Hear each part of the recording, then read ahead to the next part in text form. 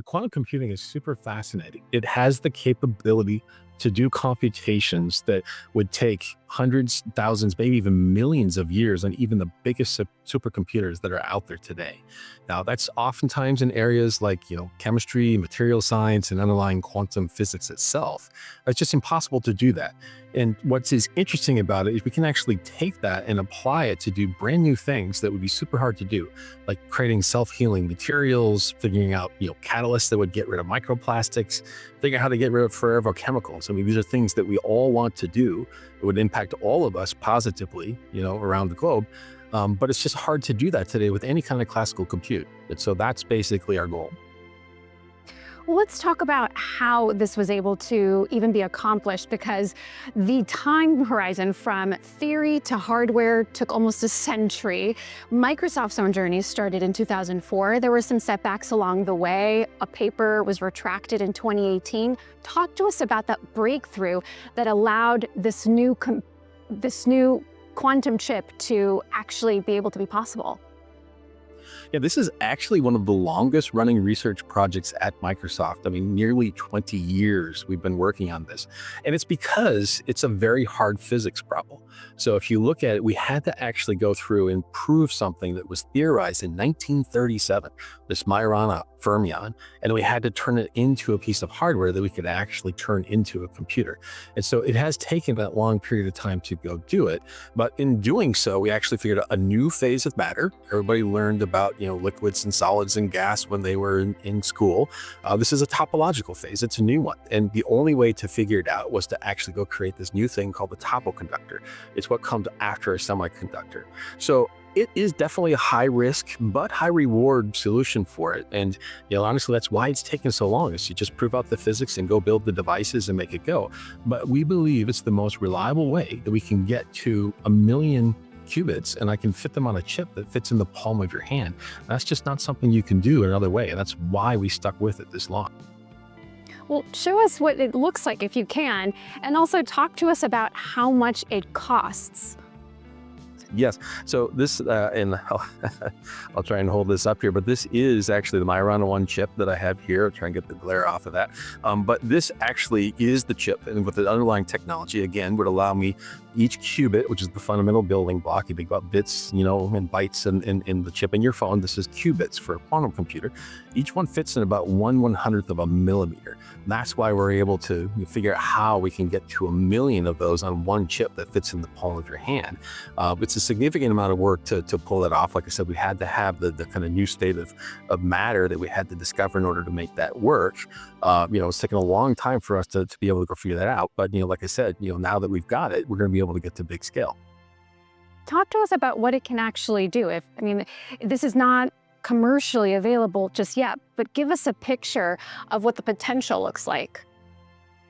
Yeah, and the way I think about this is, if you remember back in the, if we look at our history, back in the 1940s, most computers that we had were actually made out of vacuum tubes.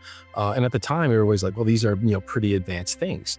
And then along came Bell Labs, and they figured out this thing called the transistor and eventually turned it into compute. And the industry was born with semiconductors. We're kind of in that same phase of discovery right now, which is moving from the semiconductor to the topoconductor, right, which has this topological phase, and it allows this new type of compute to come in.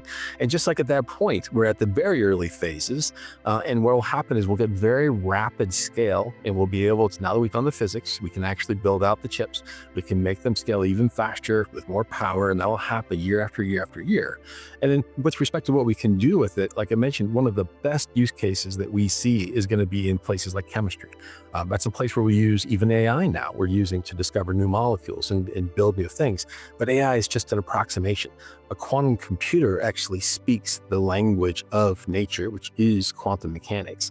That's what makes it so powerful. So when we combine those things together, we're going to be able to do brand new things. Like I said, I'd love to get rid of forever chemicals. I would love to get rid of microplastics. We're going to need to invent new technology to be able to do that. Quantum computers are going to be able to help us accelerate it. And it's just not something you can do on a classic supercomputer. Let's talk about the competition, because Microsoft isn't the only one developing its quantum computing chip. Google unveiled their own in December called Willow. Theirs has 105 qubits. Microsoft is harnessing about 8. Talk to us about how we can stack these up against each other. Is it a count the qubit kind of race, or is Microsoft doing something different in the approach that makes it better? And when you talk about qubits, there is sometimes this race in industry say that I've got a ton of qubits. The real interesting question at the end of the day is what can you do with them? And so I could have 1,000 qubit, but if they can't finish an actual, quantum, workload, an application, it really doesn't matter. Or if it takes 1,000 years to finish that application, it kind of doesn't matter. And so at the end of the day, what's most important is not the count of qubits. In some ways, that's kind of a vanity metric. It's for any vendor, not just Google, but it's true for everyone. What really matters at the end of the day is, can I get to that high count, but make them useful? And that's the value of this topological conductor that we've got, this topological core. These topological qubits have error resistance built in. They're small, they're fast, they're digitally controlled. There's just no one else that has that. So we can get to the scale and we can make sure that they're useful. And like I said, today, you're going to start off with a small count, just like transistors originally. There weren't that many of them. There were tons of vacuum tubes. Over time, you're going to get that transition and that scale. That's what's going to help. In 20 years of experimentation to get us there. Now starts the real race to go make the volume up and go higher. So what's the key differentiator between Microsoft and Google's quantum computing chips? How do you know that yours is better than the rest? I'd say there's a couple of things. One, in the Google example, they announced a logical qubit. It does error detection and correction, but it does not do computation. And of course, for a quantum computer, you need to do compute as well. And it turns out that Microsoft actually already has 24 logical error-corrected qubits with a partner, Atom Computing, which does neutral atom systems. So that's an example, and that does all the way through to computation. So we already have bigger systems that do computation there today. So that's one example on the logical qubit side, which was part of that announcement. I say the next thing is, how does one get to scale?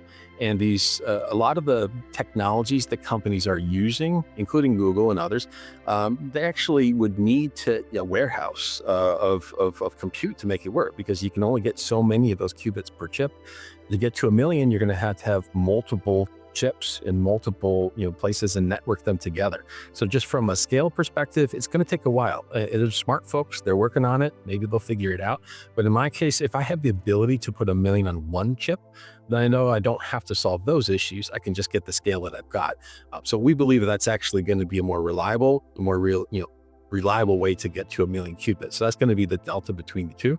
And the truth is, as a company, we're a platform company. I'm going to keep working with all of the different, types of chip manufacturers and the different qubit technology. We want to make sure that they all come through. So we have a lot of partners in the space too.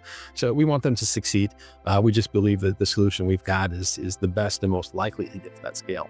In January, Jensen Huang said that useful quantum computers are likely 20 years away. Is he wrong? I think that we're getting to the point, especially with this announcement, where we're years away, not decades away. And, I believe that part of what Jensen was referring to was some of those scale challenges that I mentioned in some of these technologies, that needing a warehouse size, computer to make it work. We don't need that. And so, but if you did need that, then you can imagine how it would take a long time to get through there. But from our perspective, the fact that I can put 1,000,000 qubits on a chip that fits the palm of my hand, they're small, they're fast, they're digitally controlled. That means it's years, not decades. There's still a lot of work to do, but it's not going to be decades out. We're actually finding ways to accelerate even as we speak. Well, even Google said when it released its chip in December that it sees commercially viable applications in 5 years. Is Microsoft on track to meet that deadline as well?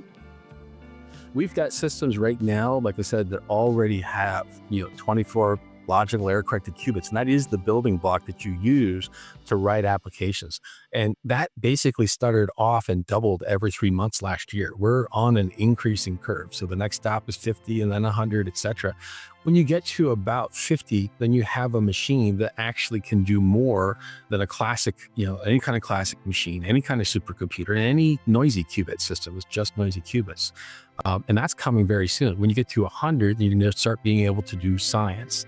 And that's where national laboratories, universities, et cetera, will do some very deep work. That's coming. That's just the next few years. So from that perspective, yes, I do think we're going to see useful computers, and they are going to start showing up over the next few years. It'll start being interesting again for deep research organizations to start off with, and then as we get more, it'll start to become more something that commercial companies